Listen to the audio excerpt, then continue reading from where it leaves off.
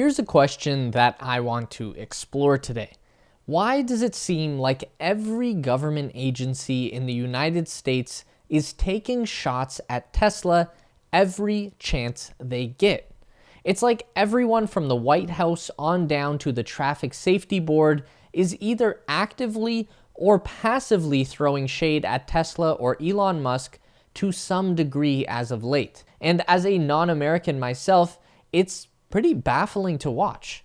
Now, this isn't going to be a video where we're just angry and yelling or saying mean things about people. We're just trying to get to the bottom of a strange phenomenon. So let's get going.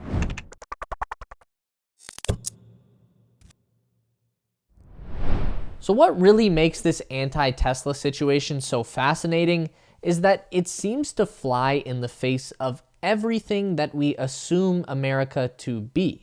I know that's painting you all with a broad brush, but we've heard endlessly about the American dream out here in the world, and it's hard to imagine a better example of that dream than an awkward immigrant with a weird name like Elon Musk building a trillion-dollar business empire on the foundation of a strong work ethic and big, bold ideas. You would think the dude would be a modern-day version of a national hero like Henry Ford or John Rockefeller. But instead, there's this weird attitude among those in positions of power that they either pretend like Elon doesn't exist or take the stance that he's actually a bad guy. So what's the deal with that? It seems to go pretty deep. So we'll start with the least important people and work our way up from there. Okay, the National Transportation Safety Board is one that we've been hearing a lot about recently when it comes to Tesla-related grievances and investigations. Just recently, on or around October 25th, the chair of the board wrote a letter to Elon Musk, and excerpts of the letter have been made public through stories in the media. From what we can gather, Chairwoman Jennifer Homendy is pretty upset with Elon because Tesla has not formally responded to NTSB recommendations about their Autopilot software. What they are getting at here is a 2017 recommendation where the NTSB told automakers that they should limit the use of their Level 2 automated driving systems. This all stemmed from a 2016 crash involving a Tesla Model S and a tractor-trailer. This was the first known fatal collision with Tesla Autopilot engaged. Basically, what happened was a semi-truck crossed a 4-lane divided highway and the Tesla crashed into the side of the trailer at 75 miles per hour. In this location, there is an intersection with a break in the center median that allows vehicles to make unprotected left turns across traffic. What was found in the investigation was that the driver of the Tesla wasn't paying attention and didn't realize that a semi-truck had pulled out in front of him. The driver of the truck didn't realize or care that there was a vehicle speeding towards him as he pulled out to make the left turn. And Autopilot didn't realize that there was a truck in the road and didn't take any measures to avoid it. So there was a lot going on here that contributed to the crash. But the one factor that rose to the top in media reports and the investigation was the Autopilot. Tesla openly admitted at the time that there were two main reasons that Autopilot didn't do anything to prevent the crash. Because Autopilot was, and still is, only designed for highway use, the collision detection system wasn't tuned to an obstacle being perpendicular across the road. It was focused mainly on not rear-ending other cars that are moving in the same direction. The other factor that confused the collision detection system was the height of the trailer. The front end and hood of the Model S were able to pass under the transport trailer. The collision happened at the windshield. So because the car could see under and through the object, it didn't register as something to avoid. Elon Musk said afterwards that the car might have falsely registered the trailer as an overhead sign. Of course, the root cause of the crash was the fact that the person behind the wheel didn't notice that a tractor trailer had pulled out in front of their car and didn't take any action to avoid it. Even the family of the driver made an effort at the time to shift the narrative away from the self-driving car. In a statement, the family said, "We heard numerous times that the car killed our son. This is simply not the case. Even still, the NTSB published a list of recommendations to all automakers who offer level 2 self-driving abilities that suggested manufacturers should not let a product be used in a manner that is, quote, inconsistent with its design. Other recommendations centered around data collection and designs for determining whether drivers are actually paying attention behind the wheel. So that's the 5-year-old backstory on why the chair of the NTSB is writing an angry letter to Elon Musk in October 2021. There are a couple of weird things going on here. The NTSB can issue recommendations, but they cannot make new regulations. Nothing they say is binding. It's just what they consider to be good advice. Though they do have very strong expectations that companies will take that advice and act on it. That's what Homendy is referencing in her letter. She says that the 5 other automakers in the report officially responded to the recommendations within the 90-day window that the safety board prescribes, and the NTSB officially flagged those responses as acceptable. Tesla did not file a response. Again, this all happened 5 years ago, and in the time since then, Tesla has actually done a lot to improve the driver monitoring system during Autopilot.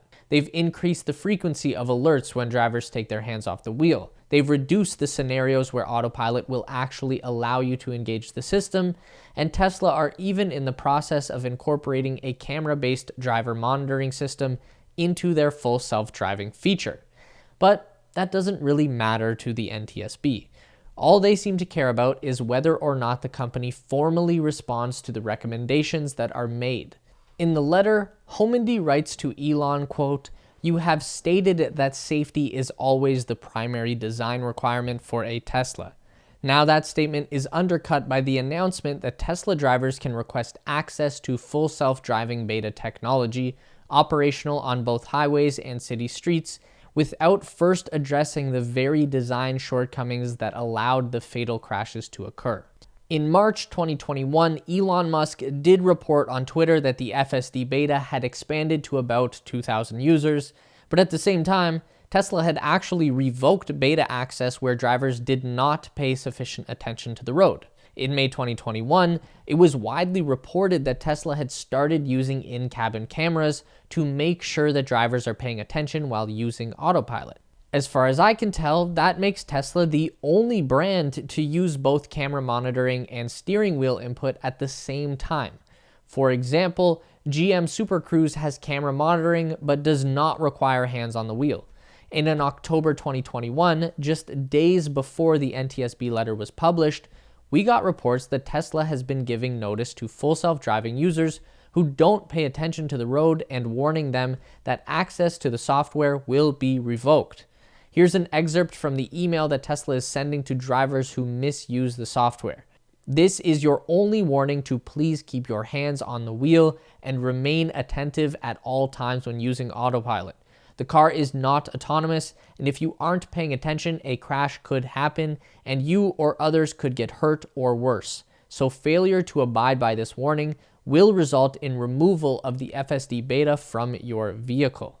So for the NTSB to outright claim that Tesla has done nothing to improve their driver monitoring when they have demonstrably done quite a lot, it's pretty weird.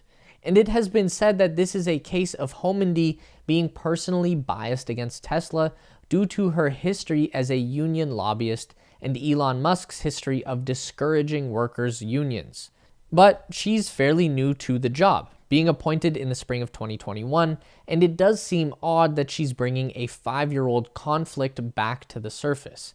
But this kind of attitude from the NTSB has been ongoing for a long time. In February 2020, the previous chair, Robert Sumwalt, said basically the exact same thing about Tesla not responding to the 2017 recommendations, and his background is entirely in the aviation industry with seemingly no connection to unions or anything automotive related.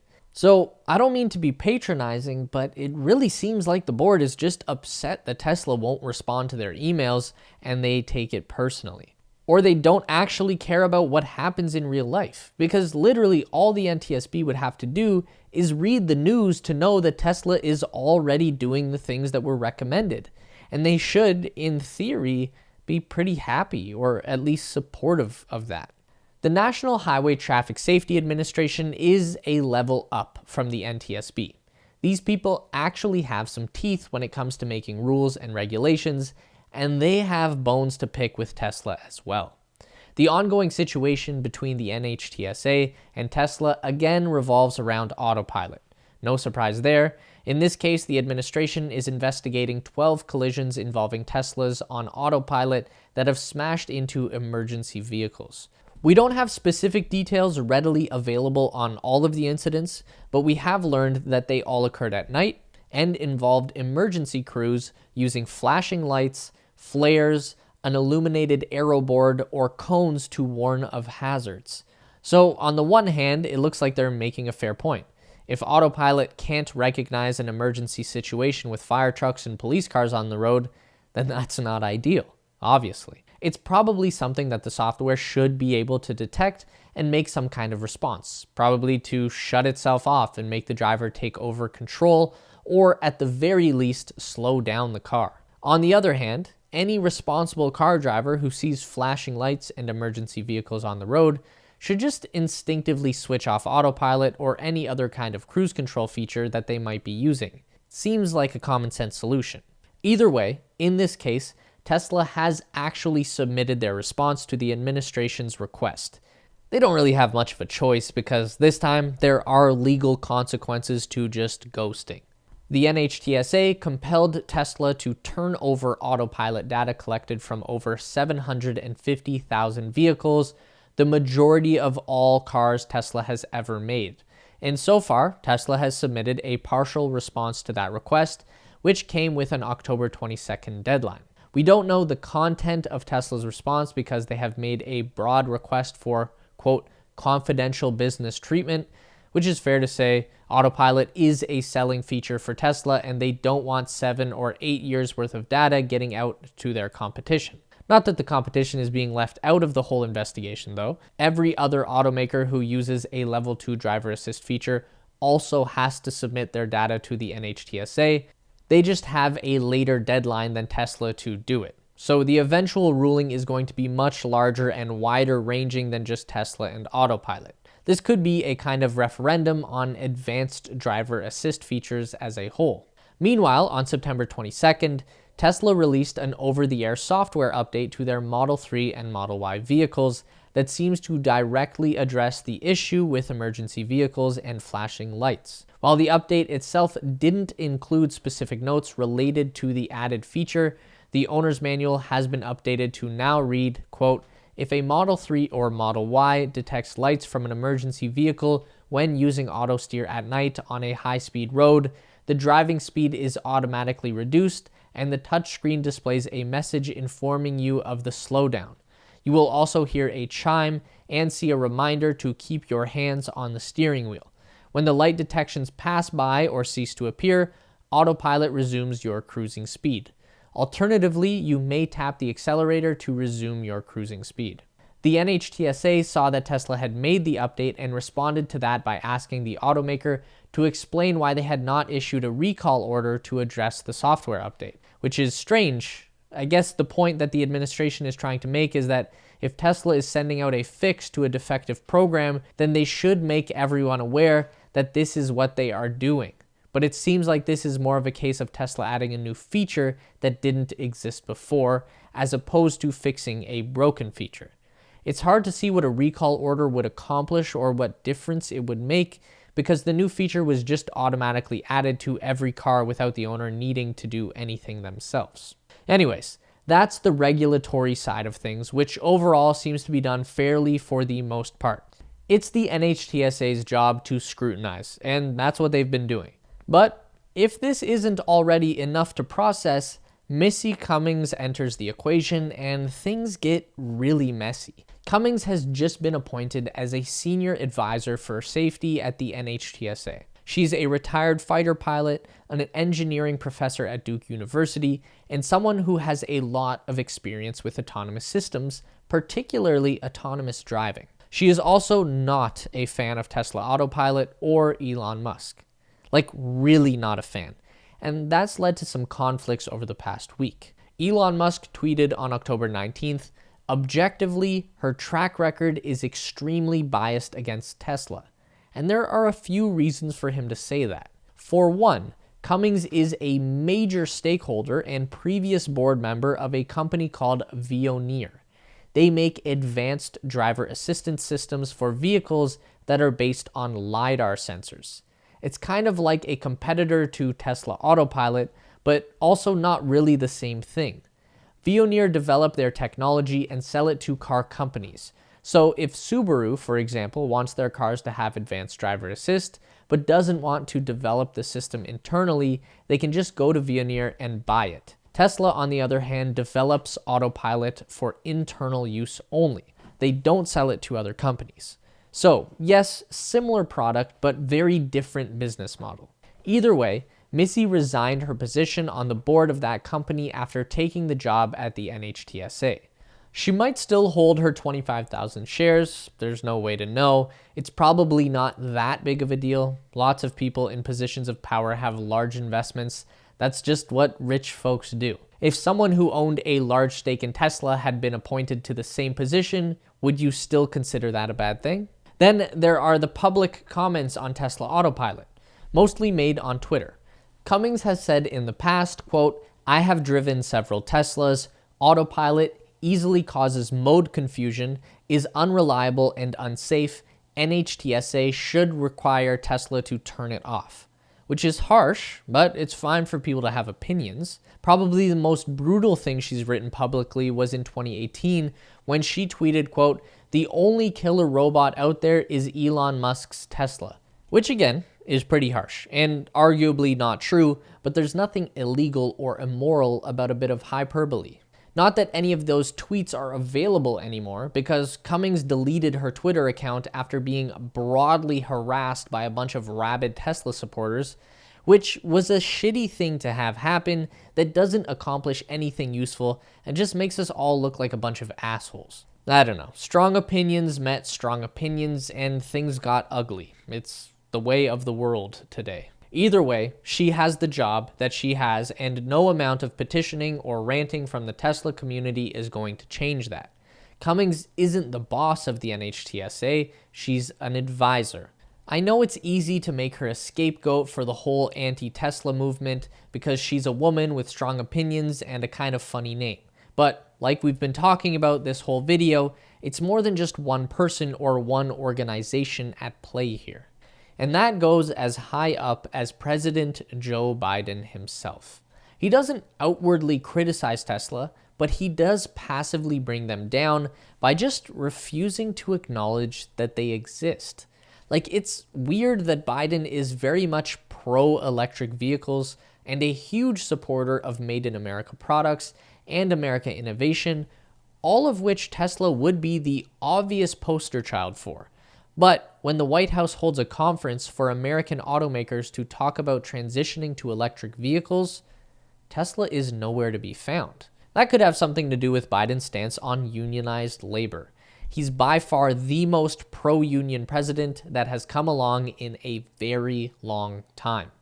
During his campaign, Biden was endorsed by some very influential labor unions, and so far in his presidency, he's appointed a lot of former union leaders to high positions of power in his administration. Elon Musk, on the other hand, has been accused and convicted of illegally sabotaging Tesla employee efforts to form a union. There are no consequences associated with that ruling, but it does make Elon's stance on the matter pretty well known. Still, you'd wonder why a difference in opinion between Biden and Musk on one issue should have such a large effect on the relationship between the government and Tesla as a whole. Like we keep saying, it's just all very strange. And even after spending all of this time looking into the subject and researching all of these different boards and administrations and levels of government, we can't really put a finger on any one thing. As much as I thought we might uncover some kind of conspiracy with all this work, I just don't think it's there. Tesla represents change and a different way of doing things. Some people just don't like that, and maybe that's all there is to it. I'm sure you've all got your own conspiracy theories to go around, so let's hear them in the comment section below. just try and keep it at least somewhat respectful. We don't want to have another Twitter incident. For more Tesla news delivered straight to your inbox, make sure to subscribe to our Tesla Space newsletter. We keep you up to date on all things Elon Musk, Tesla, SpaceX, Neuralink, and Boring Company in one quick and fun to read package. Link in the description to sign up. It's theteslaspace.com. And make sure to drag our emails over into your primary inbox so we don't get lost in the promotions tab. Also, don't forget to check out our new Space Race channel and subscribe over there for even more space exploration content. As always, if you want to continue to learn about everything regarding Tesla, SpaceX, and Elon Musk, we've got 2 more video options for you on the screen to check out. Don't forget to give this video a thumbs up today if you liked it, and subscribe to our channel for weekly content just like this.